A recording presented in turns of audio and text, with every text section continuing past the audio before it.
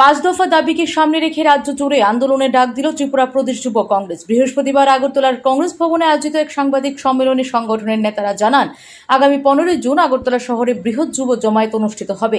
সাংবাদিক সম্মেলনে উপস্থিত ছিলেন যুব কংগ্রেসের রাজ্য সভাপতি নীলকমল সাহা, সহসভাপতি রাকেশ দাস এবং সদর জেলা সভাপতি ডক্টর পার্থপ্রতিম দত্ত সহ অন্যান্য নেতৃবৃন্দ।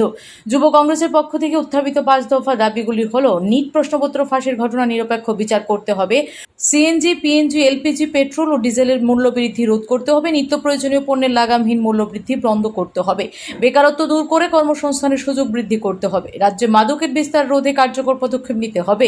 সংগঠনের নেতারা জানান, এই দাবিগুলিকে সামনে রেখে 15 জুনের কর্মসূচি আয়োজিত হবে। সূত্রের খবর, ওই দিন রাজ্যের শিক্ষামন্ত্রী তথা মুখ্যমন্ত্রী ডক্টর মানিক সাহার বাসভবন ঘেরাওয়ের কর্মসূচিও গ্রহণ করা হতে পারে। যুব কংগ্রেসের দাবি, রাজ্যের যুব সমাজের স্বার্থে এই বিষয়গুলিতে সরকারকে দ্রুত পদক্ষেপ গ্রহণ করতে হবে। এ বিষয়ে সংবাদ সম্মেলনে জানালেন সংগঠনের সহসভাপতি Rakesh Das. Bureau report, S Bharat live 24 hours. এই রাজ্যের গোটা যুব সমাজকে আমি অনুরোধ করছি, আসন মতো সবাই হাতে হাত মিলিয়ে আপনাদের মনের অব্যক্ত ভাষাকে জানান দেওয়ার জন্য আসছে 15 জুন